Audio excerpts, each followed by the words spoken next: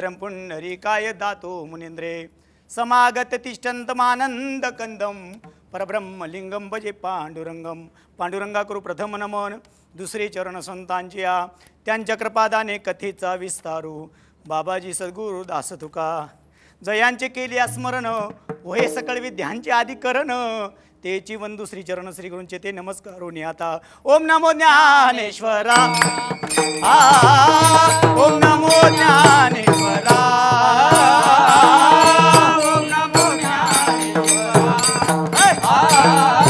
ओम नमो ज्ञानेश्वरा।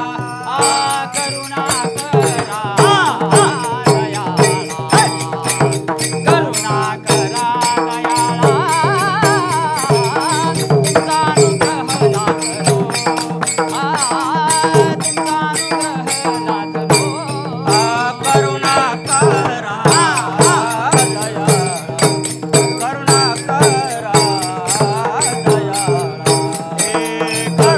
करा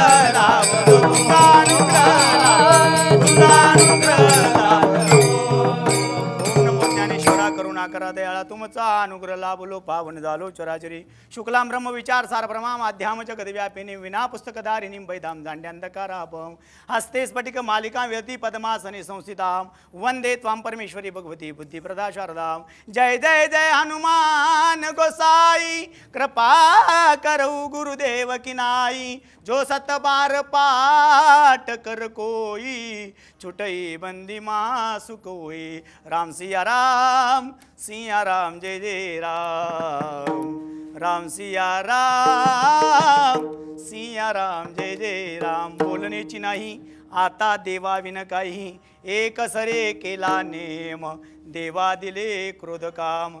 पाहे न ते पाहे जो वरी दृष्टी दाये, एक सरे केला नेम देवा दिले क्रोध काम। तुका मने मने एची संकल्प वाहने, एक सरे केला नेम देवा दिले क्रोध काम। विठाला विठाला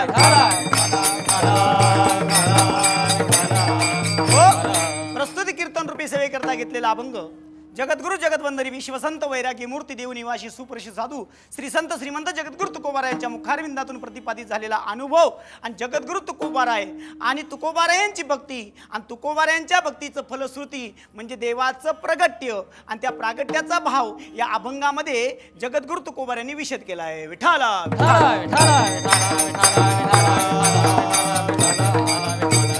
हो, कारण या जगामध्ये देव अवताराला आला कशा करता? यदा यदा हि धर्मस्य ग्लानिर्भवति भारत अभ्युत्थानाधर्मस्य तदात्मानं सृजाम्यहम्। नंतर जीव आला कशा करता?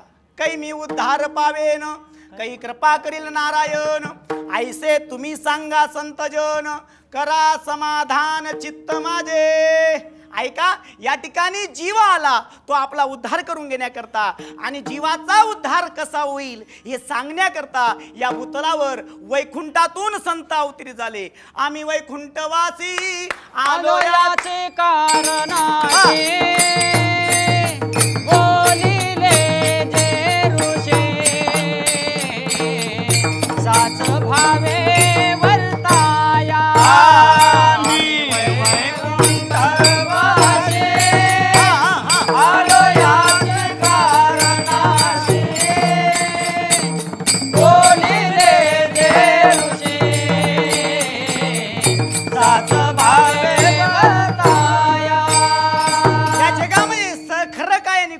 सांगण्याकरता संत आले, जीवाचा उद्धार करण्याकरता संत आले आणि संतांनी या जगामध्ये येऊन या भूतलावर या मृत्यूलोकामध्ये येऊन या सकल जनांचं दुःख पाहिलं आणि सगळ्यांना सांगितलं की बाबांनो एक काम करा, तुम्ही कशा करता आलात, का आलात, कुठून आलात आणि तुम्हाला काय करायचंय याचं चिंतन जगद्गुरु तुकोबारायांनी ज्या वेळेस समाजाकडे मांडलं पण समाजाने ऐकलं नाही महाराज। आणि समाज कोणाचा ऐकतो? ओ समाज कोणाचा ऐकतो? तो समाज फक्त आपला फायदा होईल त्याचंच ऐकतो।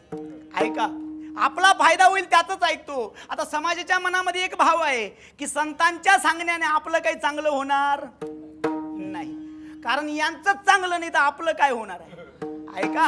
आणि म्हणून जगद्गुरु तुकोबाराय समाजाला सांगत निघाले आणि सांगत असताना प्रभू चिंतन करायला लागले. पण या भूतलावर ज्या वेळेला जीव अवताराला येतो त्या अवताराला येण्याचं कार्य काय आहे? त्याचं भजन आहे, देवाची प्राप्ती आहे आणि स्वतः या जीवाचा उद्धार आहे. कारण मानव देहामध्येच मानवसाला जीवाचा उद्धार करता येतो, इतर योनीमध्ये नाही. कारण तुकोबारायांनी सांगितलं याच देही घडे देवाचे भजन आणि कहे ज्ञान नाही कोठे आणि कहे ज्ञान नाही कोठे आणि कहे ज्ञान नाही कोठे. याची जन्मी घडे देवाचे भजन आणि कहे ज्ञान नाही कोठे आणि कहे ज्ञान नाही कोठे आणि कहे ज्ञान नाही कोठे. तुकोबारांनी सांगितलं अनेक योनी आहेत, 184 योनी, कोटी कोटी पेरान मग लागे वारा मानवाचा. 30 लाख वेळा वृक्षामध्ये, 20 लाख वेळा पशुपक्षामध्ये, 12 लाख वेळा जलचरामध्ये, 12 लाख वेळा भूचरामध्ये आणि 10 लाख वेळा पुष्प आणि वेलींमध्ये. आणि मग कुठेतरी मानवाला जन्म मिळतो. मातेची अवदर कुरी, पचोनी विष्टेच्या दातरी, उकडोनी 9 मास. मग कशा करता हा मानव देह दिला? तर महाराज भगवंताची प्राप्ती करण्याकरता. आणि या नरदेहाला येऊन या मृत्यूलोकामध्ये संतांच्या विचाराने, देवाच्या भजनाने आणि आई वडिलांच्या सेवेने महाराज माणसाला या संसारामध्ये उद्धार करून घेता येतो.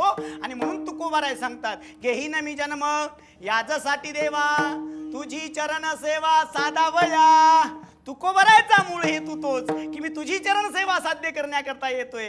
आणि म्हणून जगद्गुरु तुकोबाराय या संसारामध्ये कनकायनी वडलोबाच्या पोटी अवताराला आले आणि देहू गावामध्ये महाराज वडलोपारची सावकारकीचा धंदा करू लागले, भजन करू लागले, वडिलांचा मार्ग धरला आणि महाराज पिटू भक्तीचा डांगोरा कळी काळासी दरारा.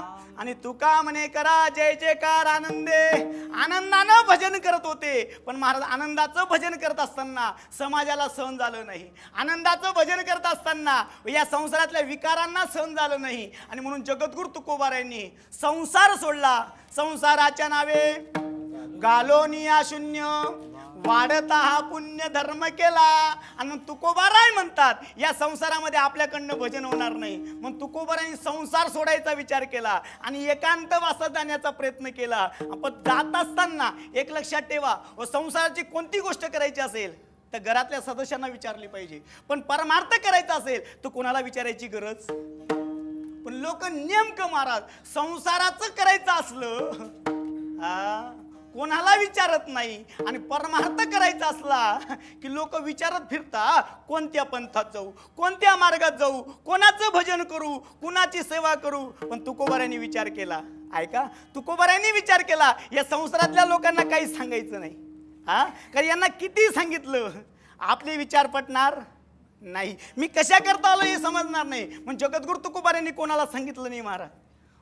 स्वतःच्या धर्मपत्नी जिजाईला सुद्धा सांगितलं नाही, मुलांना सांगितलं नाही, शेजाऱ्या पाजाऱ्याला सांगितलं नाही, गावातल्या लोकांना सांगितलं नाही. आणि तुकोबारायांनी निश्चय केला या संसारामध्ये आपल्याकडनं भजन होणार नाही. मग तुकोबाराय निघाले महाराज कुठे? आईल तीरावरून पैल तीराकडे निघाले. इंद्रायणी ओलांडली आणि पलीकडे गेले. आणि महाराज एका डोंगरावर जाऊन भजन केलं. महाराज एका दगडाच्या शिडेवर बसले, मोठ्या दगडाचे टाळ केले आणि तुकोबाराय भजन करायला लागले. महाराज किती दिवस भजन केलं तुकोबारायांनी? 7 दिवस. ऐका, कारण या जगामध्ये भजनाशिवाय माझा माणसाचा उद्धार नाही.